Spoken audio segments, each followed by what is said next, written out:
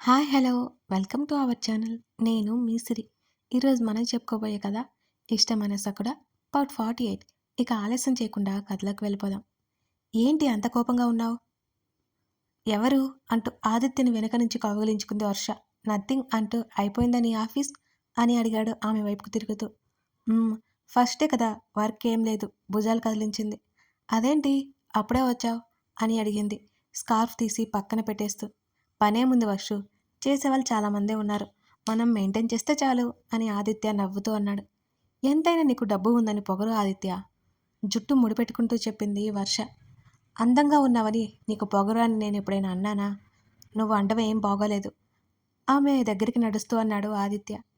నేను ఫ్రెష్ అవ్వాలి, అక్కడే ఆగు మర్యాదగా అంటుంటే ఆమెని దగ్గరికి లాక్కున్నాడు ఆదిత్య. డిన్నర్కి వెళ్దాం, రెడీ అవ్వు ముద్దు పెట్టుకోవడానికి అన్నట్టే ముందుకొస్తుంటే అతని నోటికి చెయ్యి అడ్డు పెట్టింది వర్ష. ఇలాంటివన్నీ తర్వాత కానీ ఇందాక ఎవరితో అంత సీరియస్గా మాట్లాడుతున్నావు చెప్పు అని మళ్ళీ అడిగింది వర్ష. ఒకరిని చంపాలని చూస్తున్నా, నీకేమైనా సందేహమా? కళ్ళు ఎగరేశాడు ఆదిత్య. నీకంత సీన్ లేదని నేను అనుకుంటున్నా అంటూ బలవంతంగా అతన్ని వదిలించుకొని వాష్రూమ్లోకి వెళ్ళిపోయింది వర్ష. అతను నవ్వాడు. ఆ నవ్వుకి అర్థం అతనికే తెలియాలి. రాజేష్ నుంచి ఫోన్ కాల్ వస్తుంటే ధరణితో చెప్పింది మాలవిక. రాజేష్ గగన్ ఎక్కడున్నాడు? ఆమె స్వరం ఆదుర్దాగా ఉంది. మామ్, రాజేష్కి చిన్న యాక్సిడెంట్ అయింది, హాస్పిటల్కి తీసుకెళ్ళి ఇప్పుడే ఇంట్లో దింపాను, నేను రేపు మార్నింగ్ వస్తాను అంటూ ఒకే ముక్కలో మ్యాటర్ చెప్పేశాడు. గగన్, నువ్వు బాగానే ఉన్నావా? రాజేష్ ఎలా ఉన్నాడు? నాకేం కాలేదు మామ్, పెద్ద యాక్సిడెంట్ కాదు, చిన్న హెడ్ ఇంజురీ. నా మొబైల్ స్విచ్ ఆఫ్ అయింది, నేను చెక్ చేసుకోలేదు. నేను మార్నింగ్ వచ్చేస్తాను, నువ్వేం టెన్షన్ అవ్వకు, బాయ్ మామ్ అని అతను కాల్ కట్ చేసేశాడు. మాలవిక వైపే చూస్తోంది ధరణి. ధరణి చేతిని పట్టుకుని విషయం అంతా వివరించింది. మరి కాల్ ఎందుకు లిఫ్ట్ చేయలేదత్తా? ధరణికి సందేహం వీడలేదు. మొబైల్ స్విచ్ ఆఫ్ అయిందట, టెన్షన్ పడొద్దని చెప్పాడు. లేట్ అయింది కదా, వెళ్ళి పడుకో మాలవిక చెప్పడంతో తలాడించి గదిలోకి నడిచింది. పడుకున్నా సరే నిద్ర పట్టలేదు ధరణికి. స్విచ్ ఆన్ చేసి ఉంటాడని మరోసారి ట్రై చేస్తే అదే వస్తుంది. ఆమె మనసుకి కీడు శంకిస్తుంటే అలాగే వచ్చింది. మరునాడు యథావిధిగా ఆఫీస్కి రెడీ అవ్వసాగింది. గగన్ వచ్చి ఉన్నాడా లేదా అని అతని గది దగ్గరికి వెళ్ళింది. అతను ఇంకా రాలేదు. ఒకవైపు టైం అయిపోతుంటే మరోసారి అతని మొబైల్కి ట్రై చేసి టిఫిన్ చేయడానికి కిందకొచ్చేసింది ధరణి. పార్వతమ్మ గగన్ గురించి అడుగుతోంది. ప్రకాష్ కూడా అక్కడే ఉన్నాడు. మాలవిక విషయం వివరించింది. అక్కడ ఆగిపోయావేం, రారా మామయ్య పిలవడంతో చిన్నగా నవ్వి వెళ్ళి పక్కన కూర్చుంది ధరణి. ఎలా ఉంది ఆఫీస్, ఇబ్బంది లేదుగా ప్రకాష్ అడుగుతుంటే ధరణి చెప్తోంది. ధరణి ఇక తన మనవడి భార్య అయిపోతుందని అర్థమైంది పార్వతమ్మకి. ఆమెకి వర్షను ఇస్తే బాగుండనిపిస్తుంది, కానీ ఏం చేయలేక ఊరుకుంటోంది. ఎంతైనా మేనకోడలు కదా, అందుకే అంత సన్నిహితంగా ఉంటుంది ధరణి. రాజేష్ పేరెంట్స్ తెల్లవారుజామున వచ్చేశారు. తల్లిదండ్రులకి యాక్సిడెంట్ అని చెప్పాడు రాజేష్. గగన్ జాగ్రత్తలు చెప్పి అక్కడి నుంచి ఉదయ్ ఇంటికి బయలుదేరాడు. పొద్దున్నే కిచెన్లో ఉంది రజని. గగన్ లోపలికి వచ్చేశాడు. పని ఆవిడ రజనీని పిలిచింది. ఎవరా అనుకుంటూ హాల్లోకి వచ్చిన రజని గగన్ని చూసి సంతోషంగా ఎదురు వెళ్ళింది. గగన్, రారా, అక్కడే ఆగిపోయావేంటి? ఇంటికి ఎన్నాళ్ళకొచ్చావు నువ్వు? ఆమె అత్యంత ఆప్యాయంగా మాట్లాడుతుంటే అవన్నీ పట్టించుకోక, నీ కొడుకు ఎక్కడ పెద్దమ్మా అని విసురుగా అడిగాడు గగన్. గగన్ అడిగే తీరికి ముఖంలో నవ్వు మాయమైపోయింది రజనికి. ఏమైంది గగన్ అని అడిగింది. ముందు వాడెక్కడా అడుగుతూనే ఫాస్ట్గా మెట్లెక్కి పైకి నడిచాడు గగన్. రజని కూడా వెంటే పరుగు పెట్టింది. బెడ్ మీద ఆదమర్చి నిద్రపోతున్న ఉదయ్ని చూడగానే ఆవేశంగా టీషర్ట్ పట్టుకుని బెడ్ మీద నుంచి లాగి కింద పడేశాడు గగన్. నిద్రలో ఉన్న ఉదయ్ కేకలు పెట్టి గట్టిగా అరిచాడు. గగన్ రజని అరుస్తుండగానే కింద పడిన ఉదయ్ టీషర్ట్ మళ్ళీ పట్టుకుని పైకి లేపి మొహం మీద ఒక్కటిచ్చాడు. ఉదయ్ ఉలిక్కిపడి గగన్ని అక్కడ చూడగానే ఆశ్చర్యపోయాడు. భయపడిపోయాడంటే కరెక్ట్. అరుపులు వినిపిస్తుంటే ఏమైందో అని హడావుడిగా పైకి నడిచాడు శకినిమామ ఆలియా శివకుమార్. గగన్, అసలు ఏమైంది, ఎందుకలా కొడుతున్నావు? రజని చాలా భయంగా అడిగింది. ఉదయ్కి అప్పటికి నిద్రమత్తు వదిలి, రేయ్ ఎందుకురా కొడుతున్నావు అని అరిచాడు. ఎద్దవ్వ, నీ బుద్ధి ఎప్పటికీ మారుతుందిరా అని ఉదయ్ మాట్లాడుతుండగానే దవడ మీద మరొకటి ఇచ్చాడు గగన్. గగన్, ఆగు నాన్న, అసలేమైందో చెప్పు.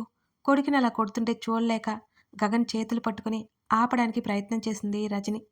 పైకి వచ్చిన శివకుమార్కి గగన్ని చూడగానే ఆ గది గుమ్మం బయట అడుగు ఆగిపోయింది. వీడేం చేశాడో వీణ్ణే అడుగు పెద్దమ్మ అంటూ వెనక్కి తోశాడు. వెనక్కి పడి తల కొట్టుకొని ఒక్క అరుపు అరిచాడు ఉదయ్. శివకుమార్ లోపలికొచ్చాడు. అతని పక్కనే ఫ్లవర్ వాజ్ గోడకి తగలగానే అతను అదిరిపడ్డాడు. వెనక్కి తిరిగి శివకుమార్ వైపు సూటిగా చూశాడు గగన్. బాగు గగన్ నువ్వేంటిక్కడ? నవ్వుతూ అడుగుతుంటే కళ్ళు చిన్నవి చేసి చూశాడు గగన్. మీరేంటో నాకు ఇప్పుడు ఇక్కడే కనిపిస్తారు శకుని మామ అనగానే శివకుమార్ పళ్ళు నూరుకున్నాడు. కింద పడిన కొడుకు దగ్గరికి వెళ్ళింది రజని. ఏం చేశావురా? ఆమె ఆవేశంగా అరిచింది. ఆమె కళ్ళల్లో నీళ్లు. ఓహ్ మర్చిపోయాను, మీకు వేరే పనిపాటు లేకుండా ఇక్కడే ఉంటారు కదూ అంటూ మడిచిన చొక్కా చేతులు షర్టు సరిచేసుకుని, వాడికి కాస్త గడ్డి పెట్టి పెద్దమ్మా, ఇంకా వెధవ ఎక్స్ట్రాలు మానలేదు. అరే మొన్నే హాస్పిటల్ బెడ్ మీద నుంచి దిగాడు, మళ్ళీ ఎక్కాలని ఉందేమో అని శివకుమార్ వైపు సీరియస్గా చూస్తూ చెప్పి, మీరు కూడా కాళ్ళు చేతులు బాగా పనిచేస్తున్నాయనుకుంటా, వాటికి రెస్ట్ ఇస్తే బాగుంటుందేమో అనగానే శకునికి లోపల కోపం తారాస్థాయికి చేరి మిన్నుకుండిపోయాడాయన. వెళ్ళొస్తాను పెద్దమ్మ, వీరిలాంటి పని చేసి సార్ నా చేతుల్లో చేస్తాడు అంటూ గగన్ బయటికి వెళ్ళిపోయాడు అక్కడి నుంచి. తుఫాను వెలిసినట్టుగా అనిపించింది అక్కడున్న ముగ్గురికి. అతను అక్కడి నుంచి ఇంటికి బయలుదేరిపోయాడు. గగన్ హాల్లోకి రాగానే కాలేజ్కి వెళ్ళడానికి రెడీ అయ్యి బయటకొచ్చింది దీక్ష. అతన్ని చూసి అక్కడే ఆగిపోయింది. అతను పట్టించుకోలేదు. ఆమెను 2 క్షణాలకు తీక్షణంగా చూసి అక్కడి నుంచి వెళ్ళిపోయాడు. ఏం చేశావంటే చెప్పవేంట్రా అంటూ కొడుకుని అరిచింది. చెల్లమ్మ, నీ కొడుకు గురించి నీకు తెలీదా అంటూ మేనల్లుడిని లేపి పైన కూర్చోబెట్టాడు. ఆ అమ్మాయితో మాట్లాడారని నీ కొడుకుని చావగొట్టి వెళ్ళిపోతున్నాడు ఆ ప్రకాష్ కొడుకు అని రజని ఆశ్చర్యంగా చూసింది. ఏంటనయ్య నువ్వు అనేది? అవును, ఆ రేవతి కూతురు నచ్చింది కదా వీడికి. వీడి ప్రయత్నాలేవో వీడు చేసుకుంటూ మాట కలపాలని చూశాడు. వాడేమో చావగట్టిపోతున్నాడు. నీకేమో వాళ్ళంటే మహా ఇష్టమాయే, ఇప్పుడు తెలిసిందా అంటూ చెల్లెలను గమనిస్తూ అల్లుడి వైపు కళ్ళతోనే సైగ చేశాడు శివకుమార్. అవును మమ్మీ, వాడు ఎలాగో ఆ అమ్మాయిని పెళ్లి చేసుకుంటాడని చెప్పలేదు కదా. నేనేం చేయలేదు, మాట్లాడాను అంతే. ఇప్పుడు నాతో మాట్లాడినందుకు ధరణిని ఏం చేస్తాడో ఏమో. తల్లి మనసులో చెడు బీజాన్ని నాటడానికి ప్రయత్నం చేశాడు ఉదయ్. ఇక తల్లి తనకు అడ్డు రాకుండా ఉంటుందని. గగన్ అలా ముందు వెనక ఆలోచించకుండా ఏమీ చేయడు ఉదయ్ అంది రజని. ఛీ నా బ్రతుకు, కన్నతల్లే నన్ను నమ్మకపోతే ఇంకెవరు నమ్ముతారు మావయ్య అని చాలా చిరాగ్గా అన్నాడు ఉదయ్. అది కాదు ఉదయ్, నువ్వేం చెప్పొద్దు, నీకు వాడు అంటేనే ఇష్టం, పో ఇక్కడి నుంచి విసుక్కొని తన మామయ్యతో పాటు బయటికి వెళ్ళిపోయాడు ఉదయ్. ధరణి అలా ఆఫీస్కి క్యాబ్లో వెళ్ళిపోయింది. మరో 5 నిమిషాలకి గగన్ కారు ఇంట్లోకి నడిచింది. రాజేష్కి ఎలా ఉంది కన్నా మాలవిక అడుగుతుంటే, ఫైన్ మామ్, డాడ్ ఇవాళ నాకు లేట్ అవుతుంది అని అన్నాడు గగన్. ఇట్స్ ఓకే, నేను మేనేజ్ చేస్తాను, ఇవాళ వర్క్స్ ఏం లేవు, రెస్ట్ తీసుకో అని ప్రకాష్ అన్నాడు. రెస్ట్ కాదు డాడీ, బయట పని ఉంది అంటూ వెళ్ళిపోయాడు 4 అంగల్లో మెట్లెక్కే. వెళ్తూ వెళ్తూ దారి తిప్పి చూసిన అతనికి ధరణి రూమ్ లాక్ చేసి కనిపించింది. గదిలోకి వెళ్ళిపోయాడు అతను. గగన్కి మరోసారి ట్రై చేసి వర్క్ మొదలుపెట్టేసిన ధరణికి అసలు మనసు లగ్నం కావట్లేదు పని మీద. ఇప్పటివరకు స్విచ్ ఆన్ చేయకుండా ఎందుకున్నాడు? అదే సమయంలో ఉదయ్ ఆఫీస్లోకి నడిచాడు.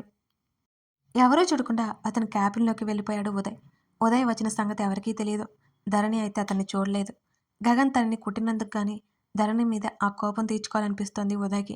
అప్పటికే అతనికే తెలియకుండా ధరణి గగన్కి సొంతమని అతను నమ్ముతున్నాడు. ధరణి మీద అతను అనుకుంటున్న ప్రేమ లేదు, ఆశ తప్ప. గగన్ మీద పంతంతోనే ఆమెను పెళ్లి చేసుకోవాలనుకుంటున్నాడు అనేది ఉదయ్ గమనించుకోలేదు. సాయంత్రం 4 గంటల సమయంలో ఆఫీస్ తరపున అందరికీ స్వీట్లు పంచారు. కారణం ఏంటో తెలియదు కానీ ఎవరికి వాళ్ళు తెలిసింది అనేసుకుంటున్నారు. ధరణికి ఇచ్చిన స్వీట్లో ఏదో పదార్థం కలిపాడు. ఆఫీస్ టైమింగ్స్ అయిపోగానే ఒక్కొక్కరుగా ఇళ్ళకి బయలుదేరుతున్నారు. అందరూ వెళ్ళిపోయిన తర్వాత అతను కిందకు వచ్చాడు. ధరణి చాలా మామూలుగా వెళ్ళిపోవడం తెలుసుకొని మండిపోయాడు. ప్యూన్ మీద అరిచాడు ఉదయ్. మీరు ఇవ్వమన్నట్టుగానే ఆ స్వీట్ ఇచ్చాను సార్. ఉదయ్ అరుపులకి బెదిరిపోతూ అన్నాడు ఆ ప్యూన్. మరి బాగానే ఉంది కదా, తిన్నదా లేదా చూసుకోవా కేకలు వేసి పెద్ద వయసు వాడని కూడా చూడకుండా ప్యూన్ని కొట్టి తిరిగి క్యాబిన్కి వెళ్ళిపోయాడు ఉదయ్. ఆ ధరణి ఆ స్వీట్ తిని ఉండదు, తింటే ఇక్కడే తన చేతికి చిక్కేది అని అనుకున్నాడు ఉదయ్. అతను సీసీటీవీ ఫోటోస్ చెక్ చేశాడు. ధరణి ఎంతకీ ఆ స్వీట్ తినలేదు. ఆ చిన్న ప్లేట్ టేబుల్ పక్కనే పెట్టుకుని వర్క్ చేసుకుంటోంది. చూస్తుండగానే ఉదయ్ కళ్ళు పెద్దవయ్యాయి. ధరణి స్వీట్ లావణ్య తింటోంది. అతను తల పట్టుకున్నాడు. లావణ్య టేబుల్ మీద పడిపోవడం, ధరణి కంగారు పడిపోవడం, ఇంకొక అతనితో కలిసి లావణ్యని తీసుకెళ్ళిపోవడం ఉదయ్ చూస్తూనే ఉన్నాడు. లావణ్యని ఆ క్షణంలో చంపేయాలనిపించింది ఉదయ్కి. అంత కోపం వచ్చింది. ఇవాళ ధరణి గగన్ ఆట కట్టించేవాడు. అతని ప్లాన్ ఫ్లాప్ అయిపోయిందని చాలా దిగులు పడ్డాడు ఉదయ్. ఏమైంది, ఇంత ఆలస్యమైంది? మాలవిక అడుగుతుంటే నీరసంగా మాలవిక పక్కన కూలబడింది ధరణి.